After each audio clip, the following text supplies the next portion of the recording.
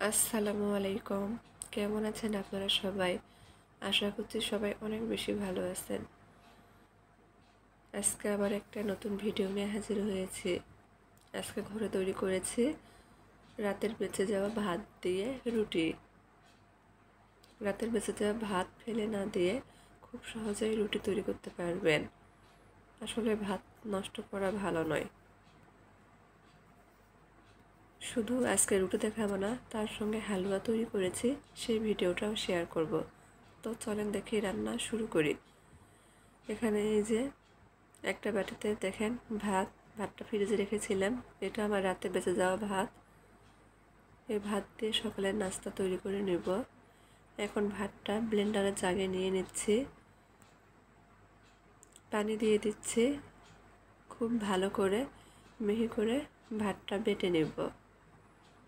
ভাতটা বেটে নিয়েছি, এখন একটা ফ্রাই প্যানের মধ্যে উঠিয়ে নিচ্ছি। দেখেন কতটা মিহি করে ভাতটা আমি বেটে নিয়েছি।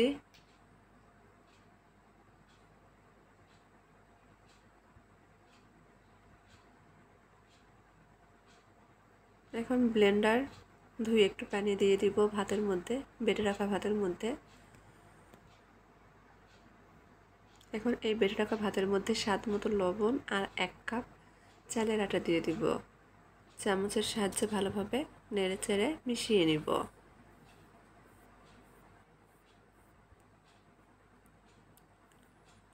ভালোভাবে মিশিয়ে নিচ্ছি। এখানে আমি আরও অল্প করে পানি দিয়ে দিলাম,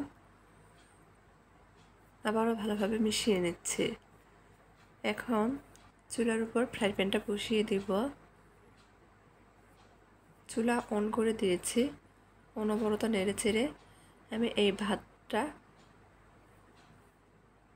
জাল করে নিচ্ছি।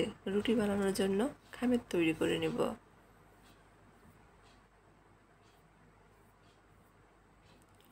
অবশ্যই অনবরত নেড়ে চেড়ে রুটির খামির তৈরি করতে হবে।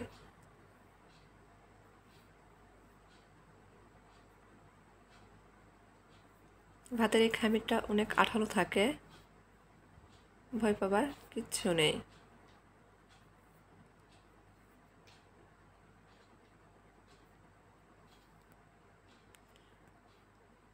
চুলার আঁচটা আমি মিডিয়ামের চেয়ে কম রেখে অনবরত নেড়েচেড়ে খামির তৈরি করে নিয়েছি। এখন একটা পিঁড়ির উপর অল্প একটু আটা নিয়েছি, চালের আটা। সম্পূর্ণ খামিরটাই নিয়ে নেব। খামিরটা খুব ভালোভাবে মথে নেব।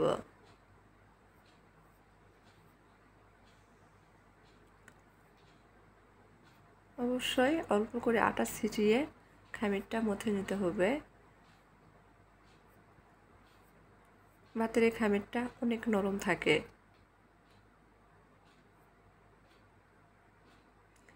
খামিরটা থেকে এখন আমি ছোট ছোট রুটির বল তৈরি করে নিচ্ছি।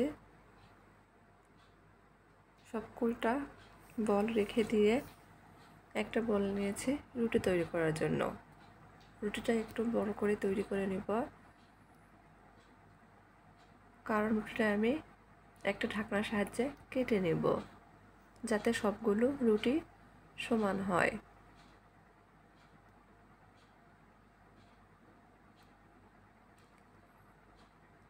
ভাত দিয়ে রুটি তৈরি করেছি, রুটিগুলা একদম নরম।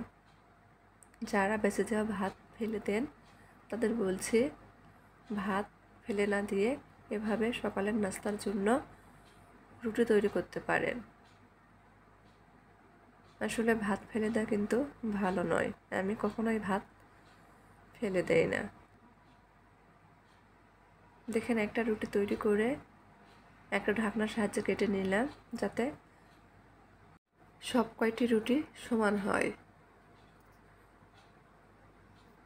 এভাবে আমি সব রুটি তৈরি করে নিয়েছি। চুলার উপর ফ্রাই প্যান বসিয়ে দিয়েছি। এখন রুটিগুলো ভেজে নেব। একটা পাশ কিছুক্ষণ হলে উল্টে দিব।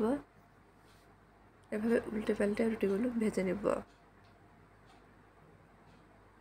এখন হাত টিস্যুর সাহায্যে একটু চেপে দিচ্ছি। দেখেন রুটিগুলো কতটা ফুলেছে।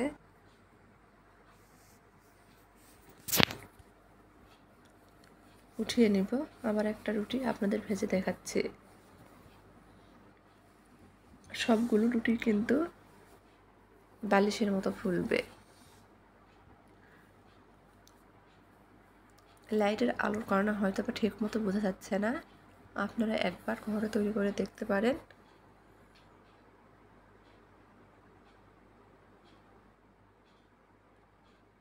দেখেন কেমনটা ফুলেছে, আসলে রুটিগুলো অনেক ফুলেছিল।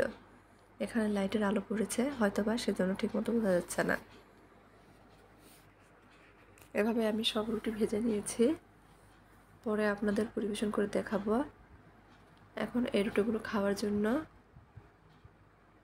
আমি হালুয়া তৈরি করে নিচ্ছি। এখানে আধা কেজি দুধ জাল করতে বসে দিয়েছি, 2টা এলাচ আর সঙ্গে 3 থেকে 4 টেবিল চামচ চিনি দিয়েছি। নেড়ে চেড়ে মিশিয়ে নেওয়ার পর দুধের মধ্যে যখন বলক এসেছে ঠিক ওই সময় আমি আগে থেকে দুধের মধ্যে 1 টেবিল চামচ চালের আটা গুলিয়ে রেখেছিলাম, সেটা দিয়ে দিব। অনবরত নেড়ে চেড়ে আমি এই হালুয়াটা তৈরি করে নিব। আসলে এসব রান্না বান্না সবাই পারে, তারপরে আমি ঘরে যেভাবে রান্না করে থাকি সেই ভিডিওটা আপনাদের মাঝে শেয়ার করি।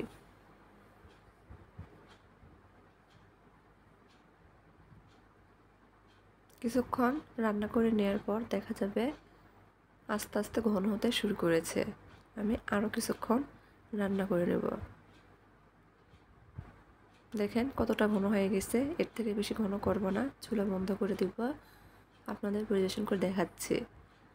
এই যে আমার রাতের বেঁচে যাওয়া ভাত দিয়ে রুটি, এই রুটিটা একেবারে নরম হয়, নরম তুলতুলে, বাচ্চারাও অনায়াসে খেয়ে নেবে। তাই আপনাদের সবাইকে অনুরোধ করছি, বেঁচে যাওয়া ভাত ফেলে না দিয়ে এভাবে রুটি তৈরি করুন, আসলেই ভালো লাগবে। এদের সঙ্গে হালুয়া পরিবেশন করে নিয়েছি। আজকের ভিডিওটি কেমন লাগলো অবশ্যই কমেন্ট করে জানাবেন। সবাই ভালো থাকবেন। আল্লাহ হাফেজ।